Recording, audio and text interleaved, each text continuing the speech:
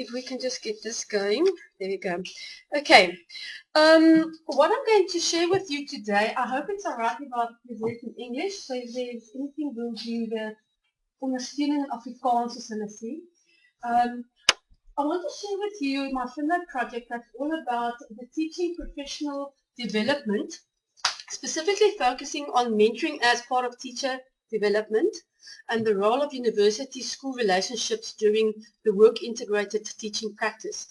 Now, work-integrated teaching practice actually is the old term that we used as teaching practice in schools or school visits or whatever.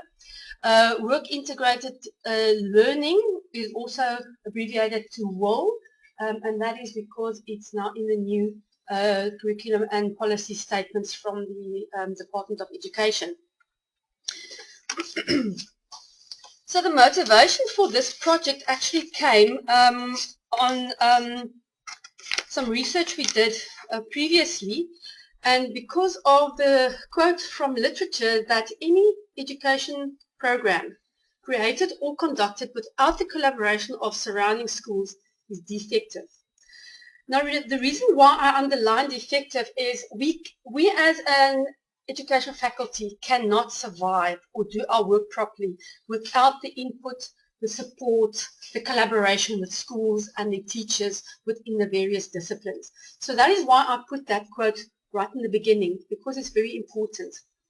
Then also myself and a previous colleague, Peter Beerts, I think most of you know, wrote a paper together of which I can send you an electronic copy. I've also got it there if you want to look at it later on, about the tensions and possibilities in establishing school-university partnerships and the core component of improved teacher education.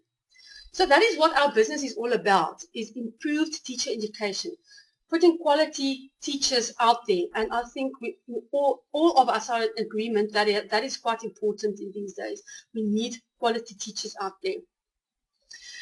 At a meeting from the Provincial Teacher Education Development Committee in 2015, it was also mentioned that no teaching practice or role should be allowed without structured mentorship by experienced teachers. And this is where the whole idea of mentorship training came in. Now, all of this is also built on the research project that we did for the Department of Higher Education. It was a collaboration between the University of Stellenbosch and the Cape Peninsula University of Technology, where some of our colleagues collaborated on the establishment of professional practice schools in South Africa. I'll have a copy of that as well, and I'll have it electronically if you would like to peruse that. So this project was all on identifying the criteria needed for a school to be identified as a professional practice school. I'm not going to go into that now because that's not the focus of the study, but this is where this whole project actually started. Now, the significance of this project would hopefully be then to put out there a continuous professional teacher development through the ongoing mentorship training programs, to ensure quality initial teacher education, especially in our B.Ed and our PGCE programs that we have. We also need to build stronger relationships with schools and also the teachers in the schools, but also with our education body, the Department of Education, Department of Higher Education and Training. We cannot only work on our own, we need their input as well. And then also to address the initiatives from the Department of Higher Education and Training, and I wrote down the abbreviations down here because I can't remember all of them, the Provincial Teacher Education Development Committee, as well as the Teaching and Learning Development Capacity Improvement Program. That's why I wrote everything down there. So all of them have this initiative of quality teachers, quality education, professional development of teachers, and then also bringing in strongly the school-university partnerships, and then also the mentorship that links to that.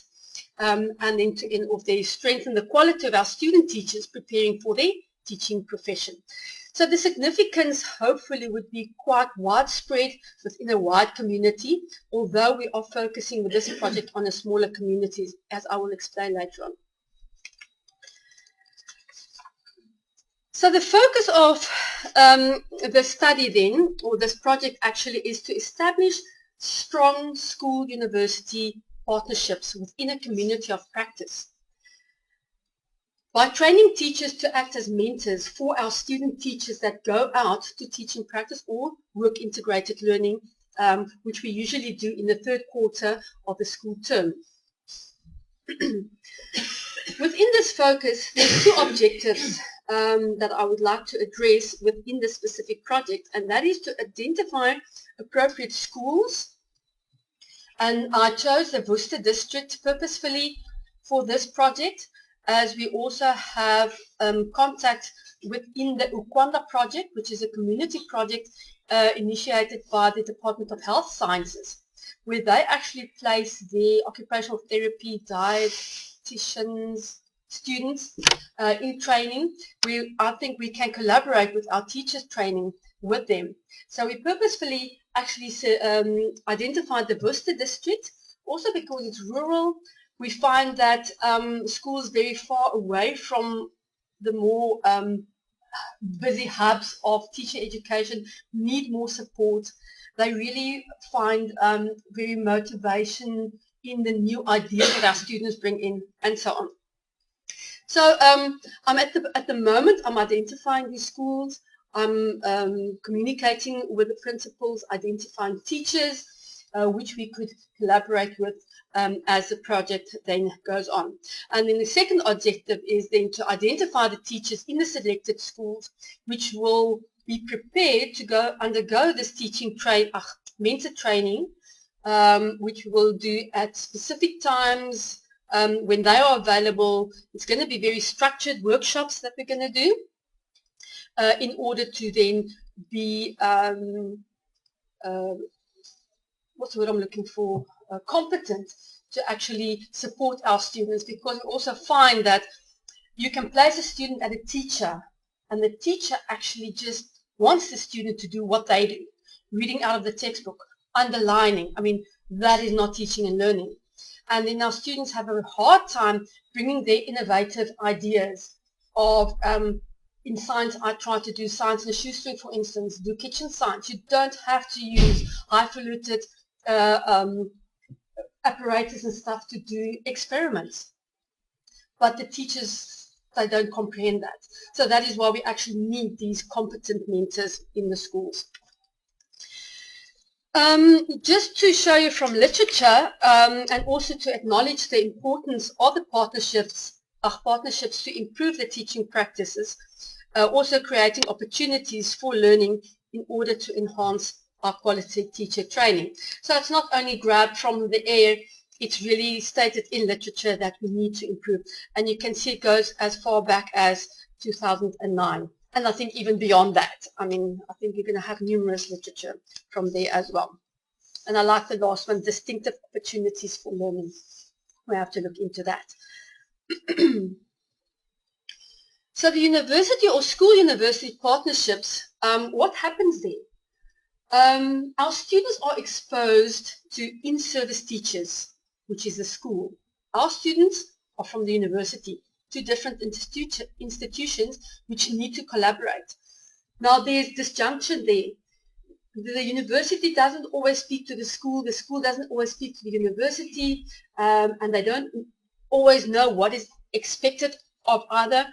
And hopefully by building these stronger relationships, we can come together on the same page. And we hope to find that in the mentorship that we're going to do. Our student teachers are also engaged in learning from practice. So that is where they actually observe the teachers, see how they do things, see how they act in classrooms, see how they address specific situations maybe.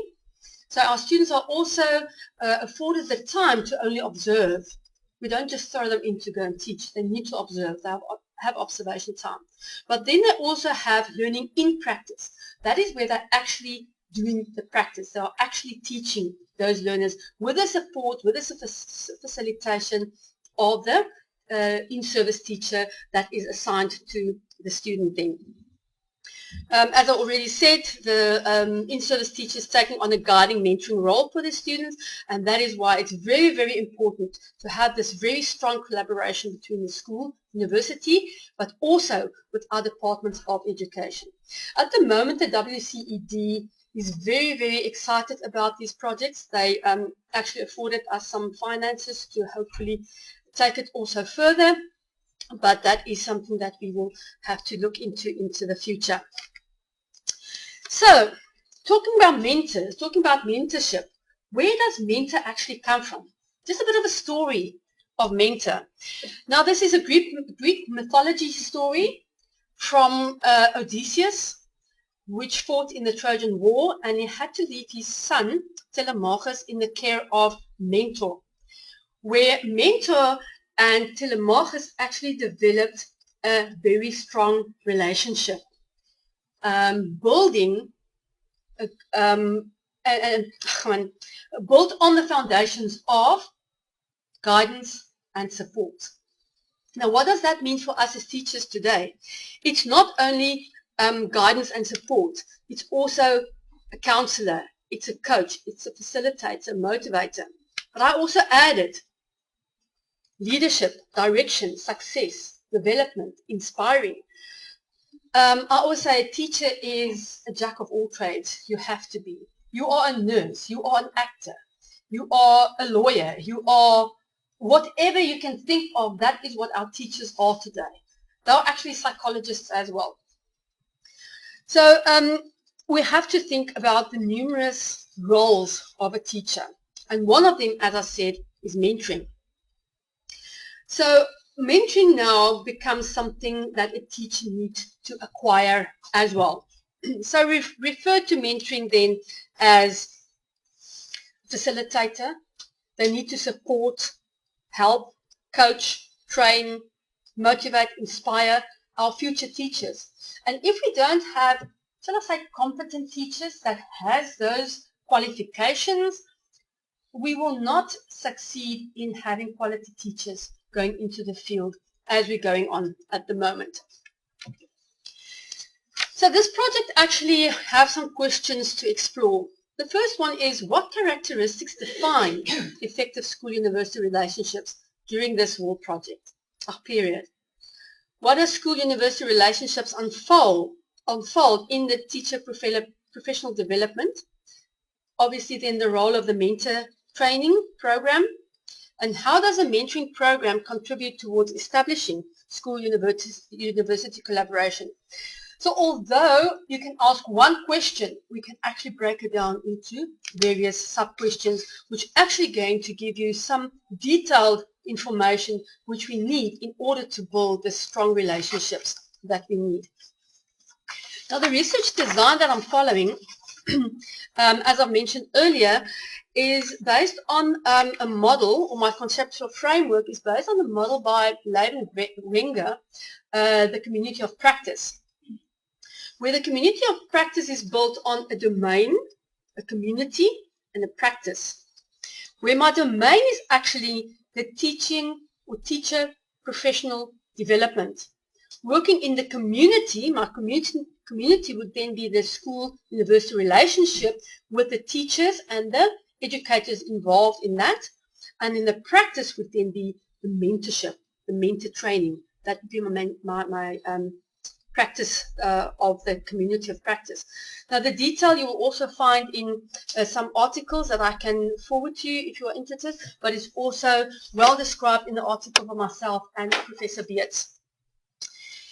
Further on, we need to actually go into mentoring workshops, where the identified teachers will be trained according to a registered 16-credit NQF Level 7 mentor program that will be facilitated by a mentor himself, and I will just give some support there as well. Once our students have been trained, our teachers have been trained, they are certified, then our student teachers will be placed in those schools with those mentor teachers so that we can see how the collaboration between the mentor teacher and the mentee or the student teacher then will unfold. And that is where I am at. Doing the workshops, putting them together, and then by means of reflections, which we hope to do in a kind of a e-portfolio or a blog.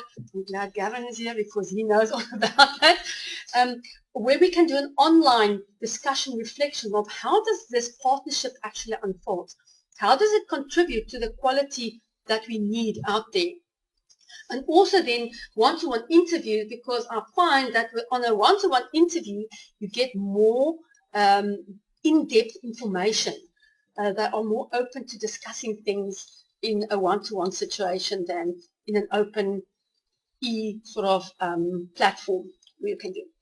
So I hope to then generate some qualitative data which then will inform the follow-up of this project later on, where we actually envisage taking it beyond the initial Worcester district. I firmly believe that this would really contribute to more quality of our teacher education. The other reason as well is that I just mentioned to some of you earlier, at the moment our students are out doing teaching practice. They are placed in schools as far as Vredenburg, Saron, Hermanus, Worcester.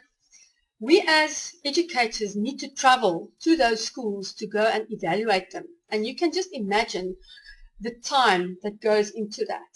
The reason why we place them that far, the schools in Stellenbosch is only overflowing. We cannot place our students, all our students there, so we have to place them broader. And that is why it becomes crucial to actually have the support of mentorships, mentor teachers, quality education. So you can see how it actually has that ripple effect to have those quality teachers out in the schools in the end. So just to sum up, our partners then would be the university, which is the teacher educators who need to work with the school, the mentor teacher. They need to be trained as mentor teachers, but the university also has an input into the student teacher, the mentee, because the student teacher needs to know what is expected from him when they go out to school. The mentor teacher needs to know what's expected from them before we can bring together the university, our student teacher, and the school mentor teacher, where they collaborate in the community of practice in order to enhance the quality of our teachers that we would like to put out there. So the way forward is hopefully we have the workshops that we're going to present. We're going to have certified mentor teachers out there. We're going to place our student teachers with our mentor teachers within these hopefully professional practice schools one day. That is where we were moving to. And then we can say we have supported our student teachers in the best possible way we can within the various disciplines, obviously, to have quality teachers out there. And then taking this project further out, not only in the Worcester district, but also hopefully to the Western Cape, Eastern Cape, wherever there's a need. We know there's a need. We must just get it out there. So I would like to end off with Steven Spielberg. I love his movies and his stories.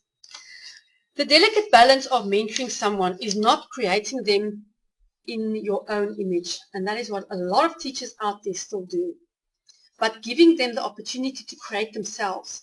My first words are when I start with the teachers or student teachers is, I'm just guiding you. You're an individual and you need to establish your own teacher being. Who am I as a teacher? I can't tell you who you're going to be or what kind of teacher you're going to be. You have to decide that yourself. And this actually sums it up very well. Just to end off, what I also like is a quote where they say, teachers are like candles. They consume themselves to light the way for others. And that is where we are. We really consume ourselves to put out good teachers out there. I thank you very much, and I hope that that was some information for you. Thank you very much. I love that last one. Students, we were talking about